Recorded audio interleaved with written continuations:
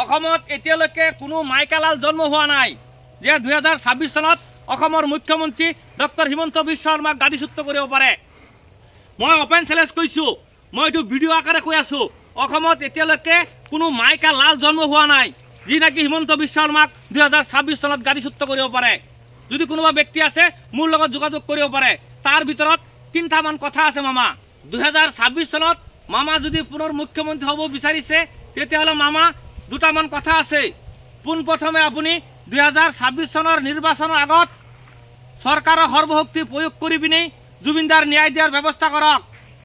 SITয়ে বহুত ভাল পথত আগবাঢ়িছে, বহুত ভাল তথ্য, বিস্ফোৰক তথ্য আমাৰ হাতত পৰিছে আৰু মই ভাবো যে 10 ডিচেম্বৰৰ ভিতৰত 17 তাৰিখে লাষ্ট ডেট, তাৰ আগতে মই 10 বুলিয়ে মনত ভাবি থৈছো।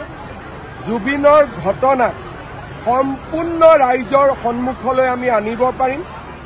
কৰবাত অসমৰ ৰাইজ আচৰিতো হ'ব, অলপ দুখো পাব, কষ্টও পাব, লগতে খঙো উঠিব। গতিকে মই ভাবো যে 10 তাৰিখৰ ভিতৰত, 17 তাৰিখ লাষ্ট ডেট, 10 ডিচেম্বৰৰ ভিতৰত জুবিনক ন্যায় দিয়াৰ যিটো আচল পদক্ষেপ SIT চাৰ্জশ্বিট তাক আমি দাখিল কৰিম আৰু ৰাইজে এক প্ৰকাৰ ক'ব গ'লে বহু বছৰ জুৰি জুবিনৰ লগত হৈ থাকে। আৰু 2 নম্বৰ কথা হ'ল আপুনি হিন্দু মুছলমানৰ ৰাজনীতি বাদ দি সমন্বয় ৰাজনীতি কৰিবলৈ চেষ্টা কৰক। আমি জুবিনৰ যুগৰ মানুহ, আমি জুবিনৰ দেশৰ মানুহ। হিন্দু মুছলমানৰ ৰাজনীতি বাদ দি আপুনি সমন্বয় ৰাজনীতি কৰি যাওক।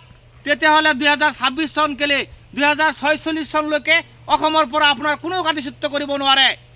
মই যেতিয়ালৈকে মুখ্যমন্ত্ৰী থাকো মিয়া মুছলমানৰ লগত মোৰ যুদ্ধ চলি থাকিব। কোনো ক্ষেত্ৰতে বোলে জুবিন গাৰ্গৰ মৃত্যু হ'ল তাৰ কাৰণে মিয়াবিলাক ৰক্ষা পৰিলে এইটো নহয়। অৰ্জুন সব্যসাচী আছিলে, 2 হাতেদি খৰ মাৰিব জানিছিলে। আমি জুবিনকো ন্যায় দিম, মিয়া মুছলমান যিসকল অনুপ্ৰৱেশকাৰী তেওঁলোককো কষ্ট দিয়ে থাকিম। 3 নম্বৰ কথা মামা, আপোনাৰ মুখত অলপ লেকাম লগাবলৈ চেষ্টা কৰক। আপোনাৰ মুখত অলপ লেকাম লগাক।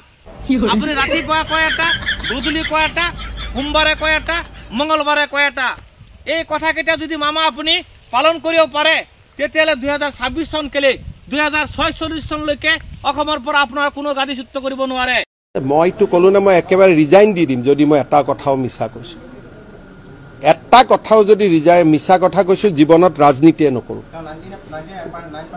মই ক'লো নহয়, যদি এটা কথাও মই মিছা কৈছো জীৱনত হিমন্ত বিশ্ব শৰ্মাই ৰাজনীতিয়ে নকৰে। ইয়াতকৈতো আৰু একো নালাগে।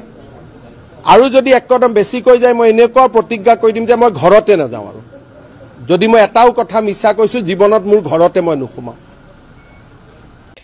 আৰু যদি আপোনাৰ এনেকুৱা চৰিত্ৰ থাকি যায়, জুবিনে ন্যায় দিব নোৱাৰে, আপুনি হিন্দু মুছলমানৰ ৰাজনীতি কৰে আৰু সমন্বয়ৰ ৰাজনীতি নকৰে, আৰু যদি মুখৰ লেকাম নাইকিয়া হৈ যায় তেতিয়াহ'লে মামা আপুনি 2026 চন নহয় আৰু জীৱনত আপুনি মুখ্যমন্ত্ৰী হ'ব নোৱাৰে। মামা মই আপোনাৰ ভালৰ কাৰণে কৈছো, আগৰ দিন নাই মামা। এতিয়া হিন্দু মুছলমানৰ ৰাজনীতি নাই। এইটো হ'ল জুবিন যুগৰ মানুহ। জুবিন মৃত্যুৰ পিছত অসমত কোনো হিন্দু মুছলমান নাই, অসমত কোনো জাতিৰ ভেদাভেদ নাই, অসমত কোনো ধৰ্মৰ ভেদাভেদ নাই। আপুনি যদি 2026 চনত যদি ধৰ্মৰ ভেদাভেদ, জাতিৰ ভেদাভেদ যদি ৰাজনীতি কৰিব বিচাৰে মামা, তেতিয়াহ'লে আপুনি চাব মামা একদম অসমত আপোনাক ৰাউণ্ড কিক মাৰি ব্ৰহ্মপুত্ৰত পেলাই দিব। কথাখিনি মামা মনত ৰাখিব। হিন্দু মুছলমানৰ ৰাজনীতি বাদ দিয়ক, সমন্বয়ৰ ৰাজনীতি কৰক আৰু আপুনি মুখত অলপ লেকাম লগাবলৈ চেষ্টা কৰক। নহ'লে কিন্তু মামা আপোনাৰ বিপদ অনিবাৰ্য। মই কথাখিনি মনত ৰাখিব মামা। ধন্যবাদ।